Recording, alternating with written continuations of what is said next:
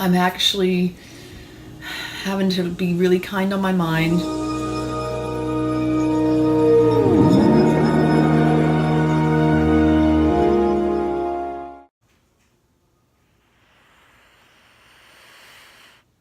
I overslept my alarm already. Tom just came in, woke me up. I was in deep dreams. Very interesting dreams. And it's time to turn on the Japji. So here's what I do for those of you who are curious.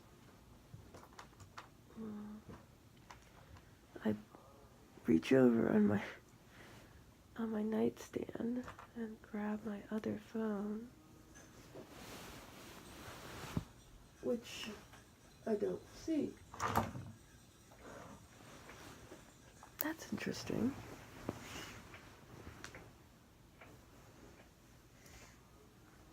It's right here. And so I have another phone, and I open it up, and there's an app. Oops. And the app is called Japji. It's this blue icon right here. You can open it up. Japji. Japji. And he's dropping over on my Japji here. Look at that main vein in my forehead. I was checking out that sexy mohawk. Yeah. And so when you open it up, it looks like this. And you click this button right here. Start Japji.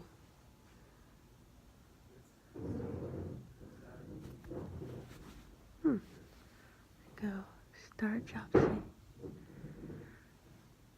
And then you have to click this play button right here.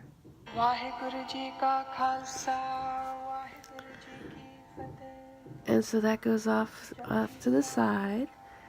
I usually have it on pretty loud because it's all about getting the vibration into your system.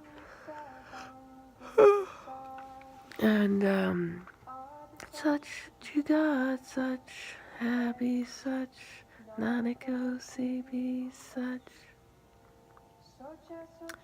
Ove. Okay, so if you get this app, you can have it in what is called transliteration, and you can follow along with it as it goes through.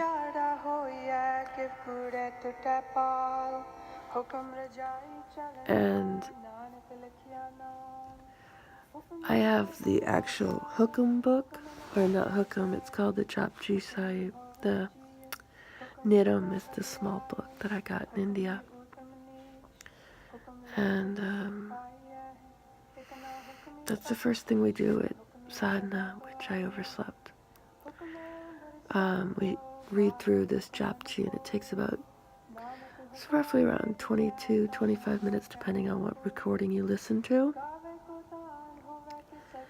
And yeah, and then we tune in and we do a kriya, and then we have just a short rest, and we do long ekankars, and then there's several Aquarian Age mantras that we chant. And so sadhana is usually around 2.5 hours. Yeah, and I'm a little bummed I missed it this morning. Kind of needed that, but I also apparently needed my rest. So again, be kind to the mind. If you oversleep some days, if things happen, this is real life, people. You can't be beating yourself up for things like this. And I've done it a lot in my life. So I gotta stretch because I'm tired. Oh, it's time for me to get up. It was about 1 o'clock when I went to sleep, so.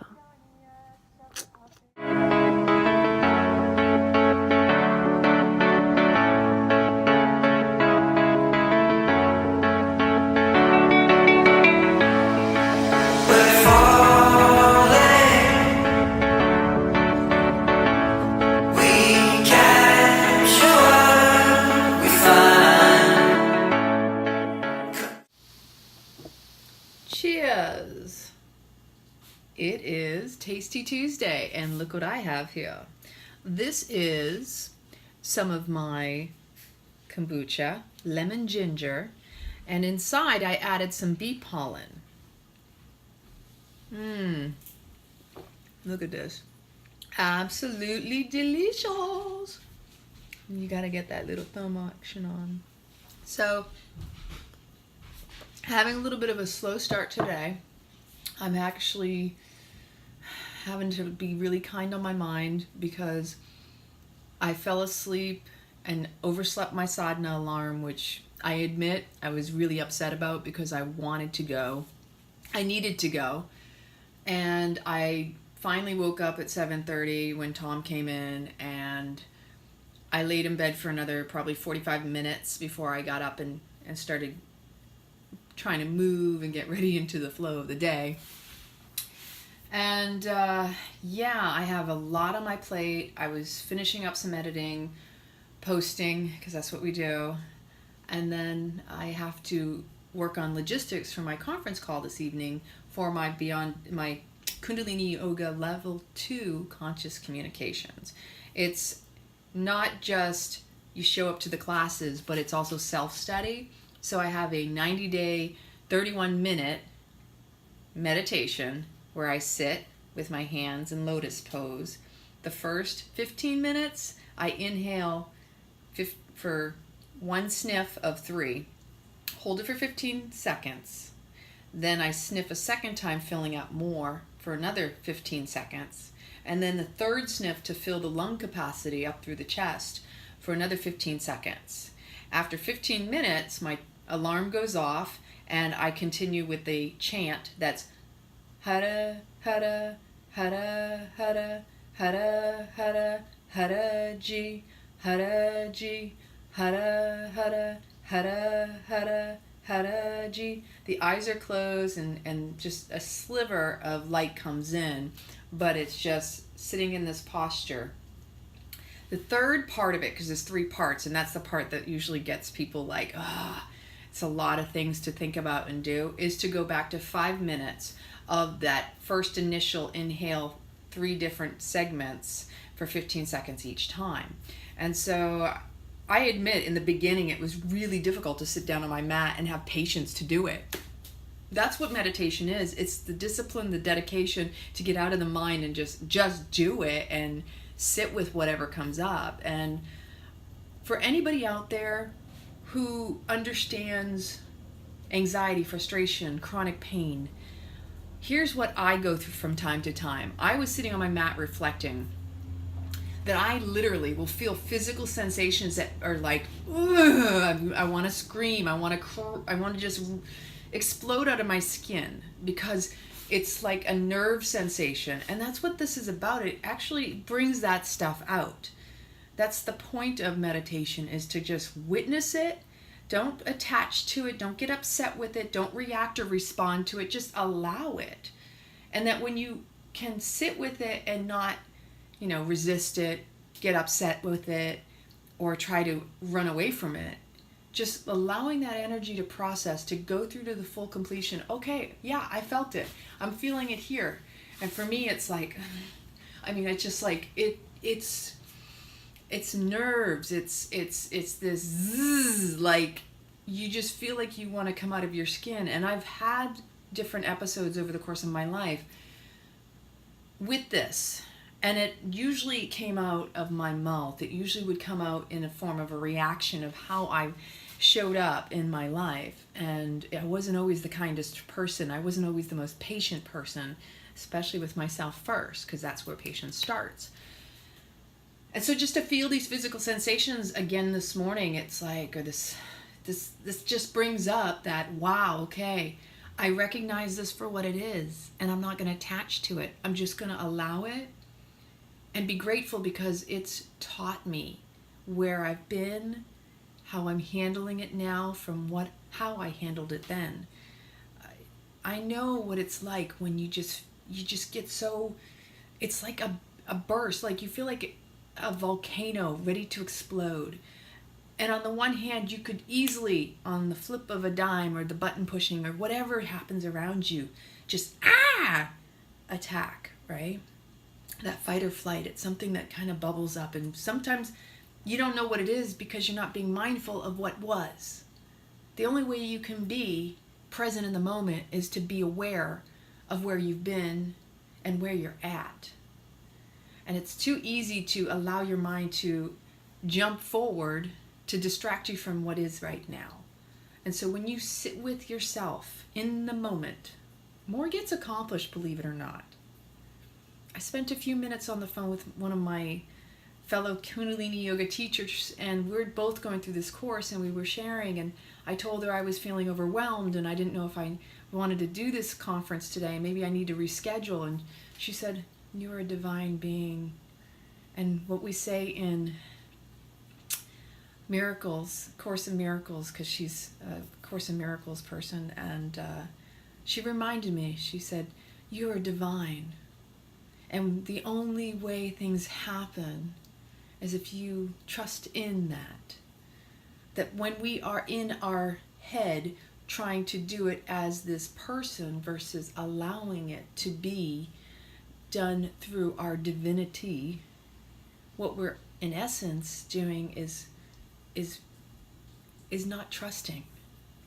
Because we can sense and know things, but most of the time we're not trusting in what really truly is. And it was beautiful because I'm very blessed to have people to remind me and take me back. She goes, "You've got this. You've got this. And once you get on that call, you'll be fine." And so I am going to do the conference call. And the logistics that I had to do behind that was also setting up the application and the software and the login and sending out the emails to the people in my group. So that's just a little of what's going on today. I'd love to know if any of you out there also have the same kind of struggles. What comes up for you? Do you feel physical sensations? Do you notice it in your body first? This is the feel it to heal it. Do you notice how it shows up in your body, but it's really a reflection of our mind? I'd love to know. Tell me more.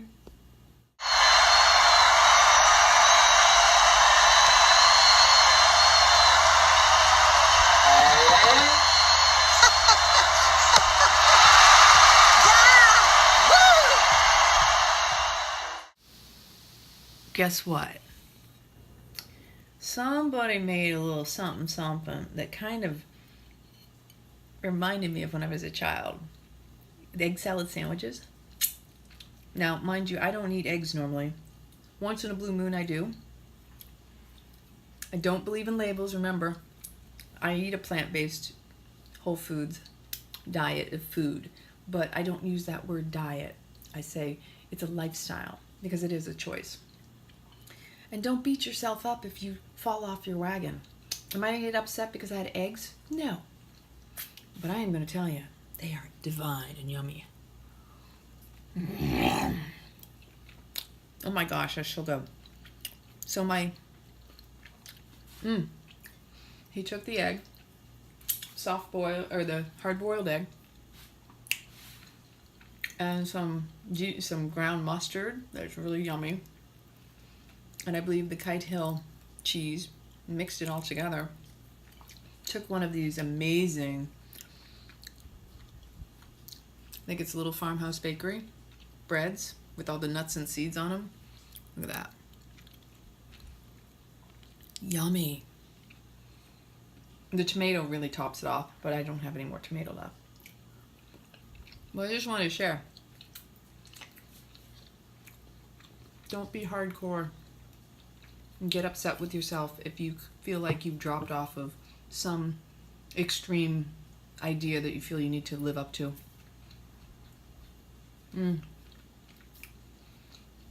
As long as you're delighting in what you're doing, it brings your heart joy, everything's perfect. If you go into something beating yourself up about it at the same time you're doing it, it's a double whammy. It detracts. The energy is low. That food is nourishing my belly. That food is absolutely delicious. The fact that it was prepared with love and I didn't reject it, that in itself is love.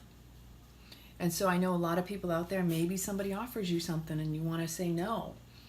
Unless it's life threatening, unless it's something that you know it is your non-negotiable, it doesn't hurt to try.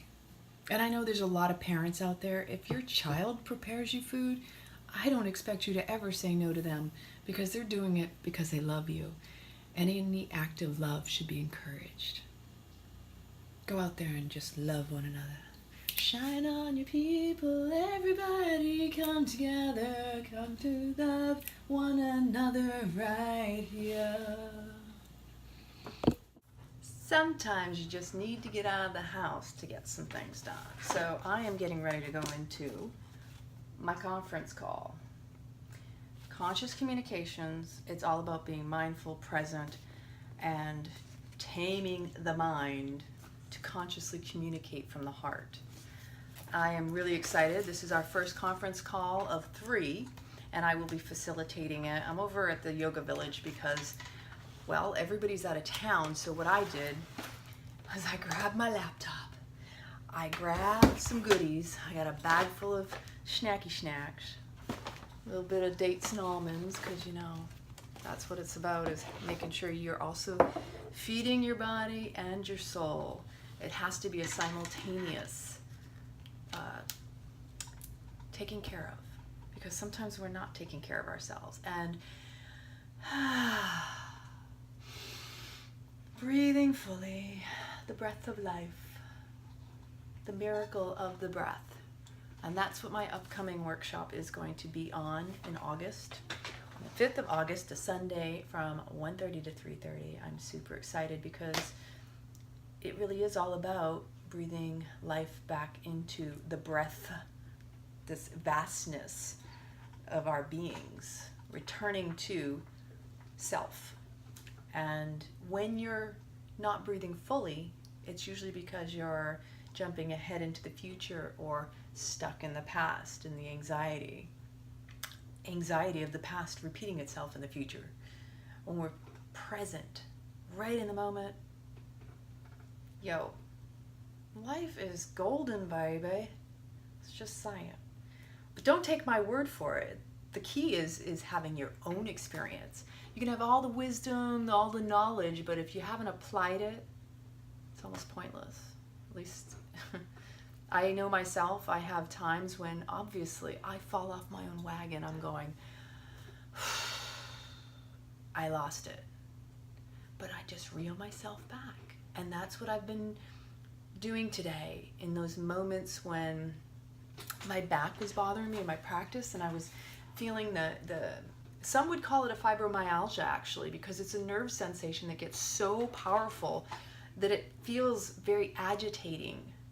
But for me, I know, because I've been working on myself long enough, that my body is telling me I don't feel comfortable because something up in here is going, ah! So I have to calm myself, claim myself, and contain whatever that is. Confront it, feel it fully. Allow that energy to move. I know that when I have outbursts, I'm responsible for that. Nobody else is. I can't point a finger at someone else for my reaction to their triggering me. It's something unhealed in me that I'm really reacting to. It has nothing to do with the other person. Even what I attract in the other person has a lot to do with myself.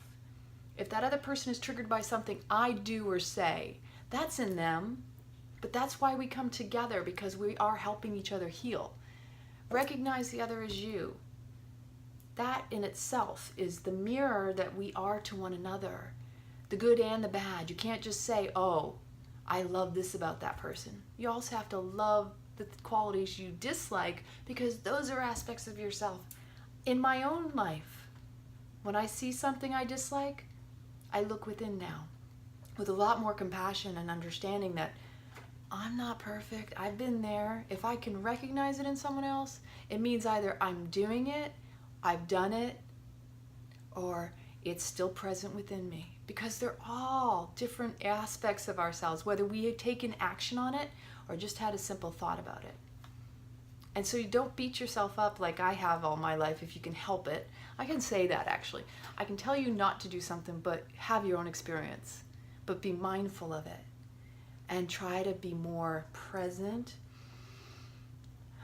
And breathe into that mind, because we're trying to master all this monkey stuff, right? It's what creates all that agitation. Is this. I can go off on a tizzy here and throw a temper tantrum, and how's that going to serve me? It just means I get stuck in that story and regurgitate something that isn't serving, waste of time, draining of energy. An inauthentic life is exhausting. That's not in alignment with your soul. When your will is backed by the heart and the soul, you know it's not stuck in the ego of wanting to be right. It wants to be happy. A lot of times you bite your tongue. You swallow your pride, because that is wanting to be happy. Now, I'm not talking about dropping boundaries. I'm talking about knowing and discerning, looking at a situation and going, how will this unfold if I respond in such a manner? If I'm mindful enough to go, that's not correct, but I feel the need to correct another person, like, let's say. That in itself is my ego wanting to be right. Instead of allowing that person to maybe figure it out on their own, or noticing that just by responding with the correction could trigger them. Maybe you just let it go. They'll figure it out. But if you sometimes respond, has anybody out there ever had that experience where you say, no, that's not right, and then you correct them, and then they totally fly off the handle?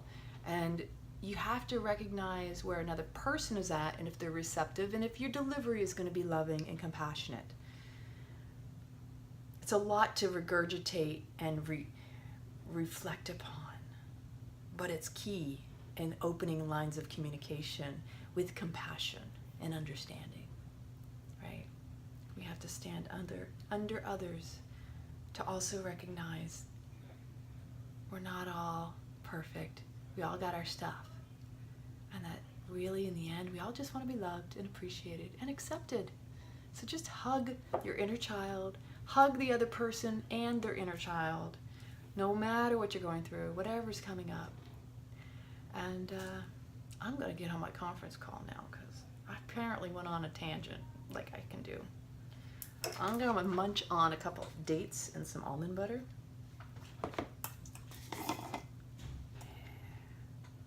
Oh, I got very lucky because the studio is very busy tonight and I forgot about the schedule. And fortunately, the office is empty, so it afforded me the opportunity to have this quiet space to sit and have this call. Take time, reflect upon your mind, just be kind.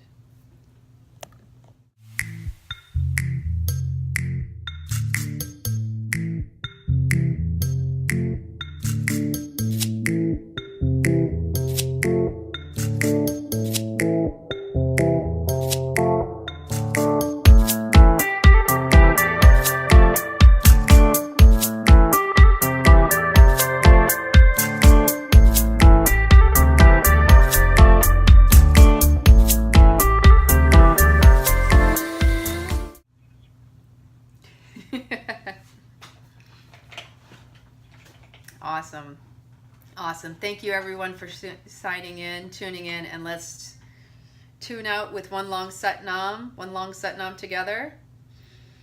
Inhale. Satnam.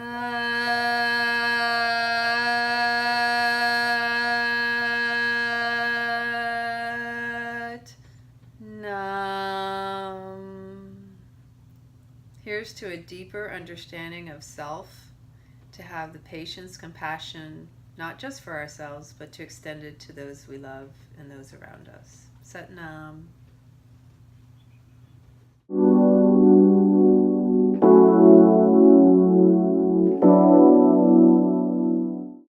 So it's after midnight and I'm still editing, but I just wanted to say I truly appreciate you showing up and supporting me and just watching and following along with these daily vlogs. It's challenging some days and it can be a little exhausting, but I'm also gaining from some of the reflections that I'm having.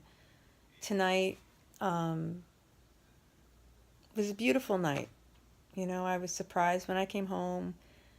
Tom took me by the hand, told me to close my eyes, and he had the most amazing, beautiful. I didn't have any expectations. I didn't know what to expect.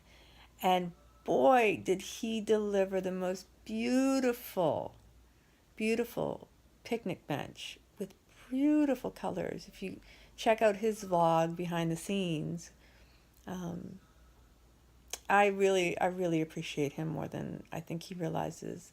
And we have our challenges, we have our struggles, but I'm going to tell you, no matter what's going on in your life, always come back to the beauty, the connection, the knowing, the trusting. Because the mind, it can totally drive you crazy, it can totally make you wild.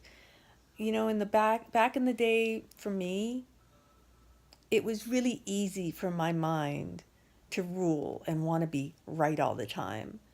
And it's exhausting. It's extremely exhausting. I suffered adrenal fatigue and kidney issues and, you know, urinary tract infections and IBS, stomach problems, because I'm a very emotional person and things would just totally tear me up from the stomach, which is our emotional center, which is our power center. Um, and truly, in the end, I'm at a place in my life now that I just want to be happy. I don't react or respond to things personally. I try not to take things on personal.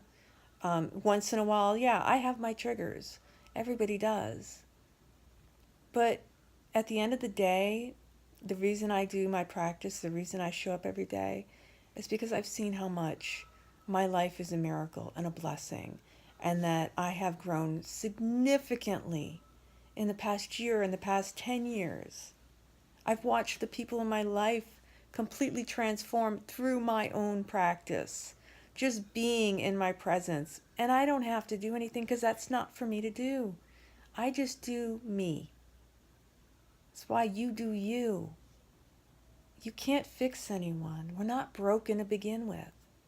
None of us are broken. You can't fix another person, even if you think you can. That's ego, that's mind. You can't point a finger, you can't try to prove something to anybody. All you have to do is trust and know. And love. And the bottom line is trust is love. Compassion is love. Patience is love. Love is kind. It's uplifting. And it's the best you can do. So just be true to that. And recognize your Satnam. Notice when it's your mind versus your heart. This is the hardest thing. For when you have a strong mind, a strong will, a strong ego, that heart gets overruled. But we need to bridge this gap. We need to be kinder on the mind and work with it, not against it and not for the ego. I know it's a trigger for a lot of people.